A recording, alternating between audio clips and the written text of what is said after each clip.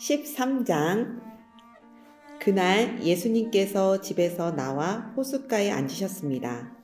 많은 사람들이 예수님의 주위에 몰려들었습니다. 그래서 예수님께서는 배에 올라가 앉으셨고 사람들은 호숫가에 그대로 서 있었습니다. 예수님께서 사람들에게 많은 것을 비유로 말씀하셨습니다. 농부가 씨를 뿌리러 나가 씨를 뿌리는데 어떤 씨는 길가에 떨어졌다. 그러자 새들이 날아와 씨를 모두 먹어버렸다.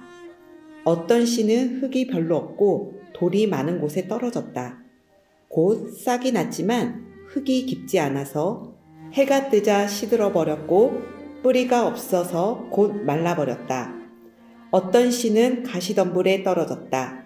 가시덤불이 자라서 그 씨를 자라지 못하게 하였다. 어떤 씨는 좋은 땅에 떨어졌다. 열매를 맺었는데 어떤 것은 100배, 어떤 것은 60배, 또 어떤 것은 30배의 열매를 맺었다. 귀 있는 사람은 들어라. 제자들이 예수님께 와서 물었습니다. 왜 사람들에게 비유로 가르치십니까? 예수님께서 대답하셨습니다. 너희들에게는 하늘나라의 비밀을 아는 것이 허락되었으나 다른 사람들에게는 그렇지 않다. 가진 사람은 더 많은 것이 주어져 풍부해질 것이다. 그러나 가진 것이 없는 사람은 있는 것마저 빼앗길 것이다. 그래서 내가 비유로 사람들에게 말한다. 그들은 보아도 보지 못하고 들어도 듣지 못하고 이해하지도 못한다. 따라서 이사야의 예언이 이 사람들에게 이루어지는 것이다. 너희는 들어도 깨닫지 못할 것이고 보아도 알아보지 못할 것이다. 이 백성들의 마음이 둔해졌고 귀는 듣지 못하고 눈은 감겨 있다. 그들이 눈으로 보고 귀로 듣고 마음으로 깨닫고 돌아와 내가 그들을 고치는 일이 없게 하려 함이다. 그러나 너희 눈은 보고 있으니 복되다. 너희 귀는 듣고 있으니 복되다. 내가 너희에게 진정으로 말한다. 많은 예언자들과 의인들이 너희가 지금 보는 것을 보고 싶어 했지만 보지 못했다.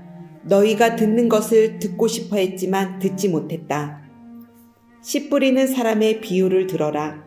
누구든지 하늘나라의 말씀을 듣고도 깨닫지 못하면 악한 자가 와서 마음속에 뿌려진 것을 빼앗아 가버린다. 이런 사람은 길가에 뿌려진 씨와 같은 사람이다. 돌무더기에 뿌려진 씨와 같은 사람은 말씀을 들을 때 기쁘게 얼른 받아들이는 사람이다. 그러나 뿌리가 없어 오래가지 못한다. 말씀 때문에 어려움이 생기고 박해를 당하면 곧 넘어진다. 가시덤불에 떨어진 씨와 같은 사람은 말씀을 들으나 세상 염려와 재물의 유혹이 말씀을 가로막아 결국 열매를 맺지 못한다. 좋은 땅에 떨어진 씨와 같은 사람은 말씀을 듣고 깨닫는 사람이다. 이런 사람은 열매를 맺는데 어떤 사람은 100배, 어떤 사람은 60배, 어떤 사람은 30배의 열매를 맺는다. 예수님께서 그들에게 또 다른 비유로 말씀하셨습니다. 하늘나라는 자기 밭에 좋은 씨를 심는 사람의 빗될 수 있다. 사람들이 잠들었을 때 원수가 와서 밀 사이에 가라지를 뿌리고 갔다. 밀이 자라서 나달이 익을 때에 가라지도 보였다. 주인의 종들이 와서 말했다. 주인님, 밭에 좋은 씨를 뿌리지 않았습니까? 그런데 어디서 이런 가라지가 나왔을까요? 주인이 대답했다. 원수가 그랬구나. 종들이 주인에게 물었다. 저희가 가서 가라지를 다 뽑아버릴까요?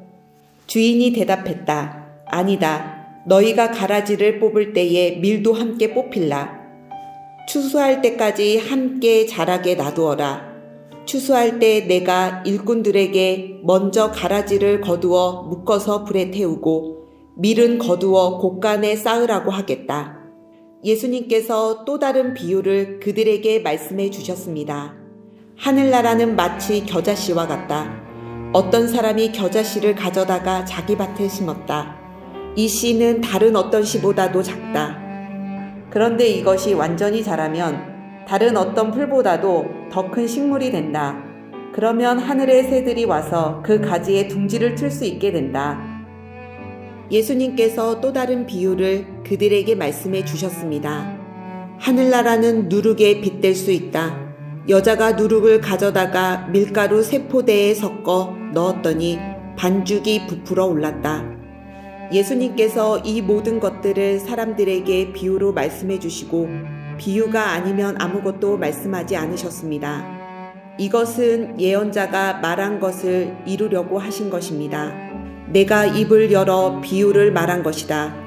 이 세상에 세워질 때부터 지금까지 숨겨졌던 것을 말할 것이다. 그때 예수님께서 사람들에게서 떠나 집으로 들어가셨습니다. 제자들이 예수님께 와서 말했습니다. 밭에 난 가라지의 비유에 대해 저희들에게 설명해 주십시오. 예수님께서 대답해 주셨습니다. 밭에 좋은 씨를 뿌리는 이는 인자이다. 그리고 밭은 세상이다. 좋은 씨는 하늘나라의 모든 아들들이다. 가라지는 악한 자의 아들들이다. 그리고 나쁜 씨를 심은 원수는 마귀이다. 추수 때는 세상의 마지막 날이다. 추수하는 일꾼들은 천사들이다. 가라지는 다 뽑혀서 불에 태워지는 것 같이 세상의 마지막 날에도 그렇게 될 것이다. 인자가 천사들을 보낼 것인데 이들은 죄를 짓게 만드는 자들과 불법을 행하는 자들을 모두 하늘나라에서 추려내 불타는 아궁이에 던질 것이다. 사람들이 이곳에서 슬피 울고 고통스럽게 이를 갈 것이다. 그때 의인은 아버지의 나라에서 해처럼 빛날 것이다. 귀 있는 자는 들어라. 하늘나라는 밭에 숨겨진 보물과 같다. 어떤 사람이 그 보물을 발견하고 다시 밭에 숨겼다. 그는 매우 기뻐하며 돌아가서 가진 것을 모두 팔아 그 밭을 샀다. 또한 하늘나라는 진주를 찾는 상인과 같다. 아주 값진 진주를 발견하자 그 사람은 가서 가진 것을 모두 팔아 그 진주를 샀다. 또한 하늘나라는 호수에 던져 온갖 종류의 고기를 잡은 그물과 같다. 그물이 가득 찼을 때 어부들은 바닷가로 그물을 끌어당겼다. 그들은 앉아서 좋은 물고기는 바구니에 담고 나쁜 것들은 던져버렸다. 세상 끝날에도 이렇게 될 것이다. 천사가 와서 의인들 가운데서 악한 사람들을 구별하여 낼 것이다. 천사가 그들을 불타는 아궁이에 던질 것이다. 사람들이 그곳에서 슬피 울고 고통스럽게 이를 갈 것이다. 너희가 이 모든 것을 이해하겠느냐? 제자들이 이해하고 대답했습니다. 예수님께서 제자들에게 말씀하셨습니다. 그러므로 하늘나라의 제자가 된 율법학자는 창고에서 새 것과 헝 것을 꺼내오는 집주인과 같다. 예수님께서 이 비유들을 다 말씀하시고 그곳을 떠나셨습니다. 예수님께서 고향에 가셔서 유대인의 회당에서 사람들을 가르치셨습니다. 사람들은 놀라서 말했습니다. 이 사람이 이러한 지혜와 기적을 베푸는 힘을 어디서 얻었을까? 이 사람은 목수의 아들이 아니냐? 그의 어머니는 마리아이고 동생들은 야고보, 요셉, 시몬 그리고 유다가 아니냐? 그리고 그의 누이들도 우리와 함께 있지 않은가? 그런데 이 사람이 이런 모든 것들을 어디서 터득했을까? 그들은 예수님을 믿으려고 하지 않았습니다. 예수님께서 그들에게 말씀하셨습니다. 예언자는 자기 고향이나 자기 집에서는 존경을 받지 못하나 거기 외에는 어디서나 존경을 받는다. 사람들이 믿지 않았기 때문에 예수님께서는 그곳에서 기적을 많이 베풀지 않으셨습니다. 14장. 그때 헤롯 왕이 예수님에 대한 소식을 들었습니다. 헤롯이 신하들에게 말했습니다. 이 사람은 세례자 요한이다. 그가 죽었다가 다시 살아난 것이 틀림없어. 그 사람에게서 기적이 나타나는 것도 바로 이 때문일 거야. 헤롯은 예전에 요한을 체포하여 결박하고 감옥에 가둔 적이 있었습니다. 헤롯이 이렇게 한 것은 자기 동생 빌립의 아내였던 헤로디아 때문이었습니다. 요한이 헤롯에게 당신이 헤로디아를 아내로 삼은 것은 잘못이요 라고 말했던 것입니다. 헤롯은 요한을 죽이려고 했지만 사람들이 두려웠습니다. 이는 사람들이 요한을 예언자라고 생각하고 있었기 때문이었습니다.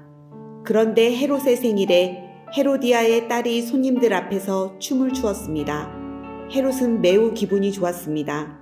그래서 헤롯은 딸이 요청하는 것은 무엇이든지 주겠다고 맹세하였습니다. 어머니로부터 지시를 받은 딸은 헤롯에게 말했습니다. 쟁반 위에 세례자 요한의 머리를 담아주세요. 왕은 망설였지만 자기가 한 맹세 때문에 그리고 함께 식사를 하던 손님들 때문에 요한의 머리를 주라고 명령을 내렸습니다. 그는 사람을 보내어 감옥 안에 있는 요한의 머리를 베게 하였습니다.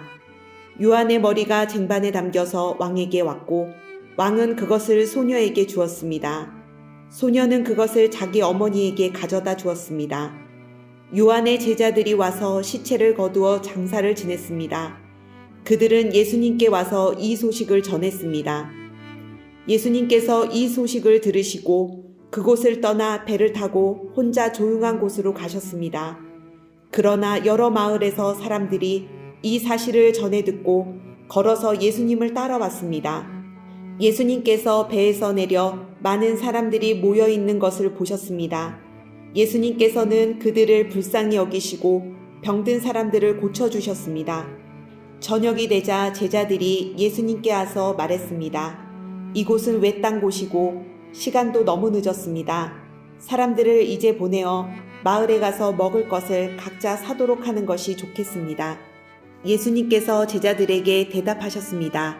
갈 필요가 없다. 너희가 그들에게 먹을 것을 주어라. 제자들이 대답했습니다. 우리가 가진 것이라고는 빵 5개와 생선 2마리뿐입니다. 예수님께서 말씀하셨습니다. 그것들을 내게 가져오너라. 사람들을 풀밭에 앉게 하신 후 예수님께서는 빵 5개와 생선 2마리를 손에 들고 하늘을 바라보며 감사 기도를 드리셨습니다. 그 다음에 제자들에게 그것들을 떼어주셨고 제자들은 그것을 사람들에게 나누어 주었습니다. 모든 사람들이 먹고 배가 불렀습니다. 먹고 남은 조각들을 거두었더니 12바구니에 가득 찼습니다. 먹은 사람은 약 5,000명이나 되었는데 이는 여자와 어린이가 포함되지 않은 숫자입니다. 그 즉시 예수님께서는 제자들을 배에 타게 하시고 호수 건너편으로 먼저 가 있으라고 하셨습니다. 그동안에 예수님께서는 사람들을 되돌려 보내셨습니다. 사람들을 보내신 후 예수님께서는 기도하러 홀로 산 위에 올라가셨습니다. 그리고 저녁 때까지 그곳에 혼자 계셨습니다. 배는 이미 육지에서 멀리 떨어져 있을 때였습니다. 제자들은 큰 파도와 거친 바람으로 어려움을 겪게 되었습니다. 새벽 3시에서 6시 사이에 예수님께서 호수 위를 걸어서 제자들에게 오셨습니다. 제자들은 예수님께서 호수 위를 걸어오시는 것을 보고 겁에 질렸습니다. 그들은 유령이다 라고 소리쳤습니다. 너무 무서워서 비명을 지른 것입니다. 예수님께서 얼른 그들에게 말씀하셨습니다. 안심해라, 나다, 두려워하지 마라. 베드로가 예수님께 말했습니다. 주여, 정말 주님이시라면 저에게 물 위로 걸어오라고 하소서. 예수님께서 말씀하셨습니다. 오너라. 베드로는 배에서 내려 물 위를 걸어 예수님께로 향했습니다. 그런데 베드로는 거센 바람을 보자 겁이 났습니다. 물에 빠지기 시작하자 소리를 질렀습니다. 주님, 살려주십시오. 예수님께서는 즉시 손을 내밀어 베드로를 잡아주시며 말씀하셨습니다. 믿음이 적은 사람아, 왜 의심하느냐? 베드로와 예수님이 배 안에 오르자 바람이 잔잔해졌습니다. 배 안에 있는 사람들이 예수님께 경배하며 말했습니다. 주님은 분명히 하나님의 아들이십니다. 예수님과 제자들은 호수를 건너 게네사렛이라는 곳에 이르렀습니다. 그곳 사람들이 예수님을 알아보았습니다. 그들은 근처에 있는 모든 지역으로 사람들을 보내어 환자들을 예수님께 모두 데리고 왔습니다. 이들은 예수님의 옷깃이라도 손을 대게 해달라고 매달렸고 손을 댄 사람들은 모두 병이 나았습니다.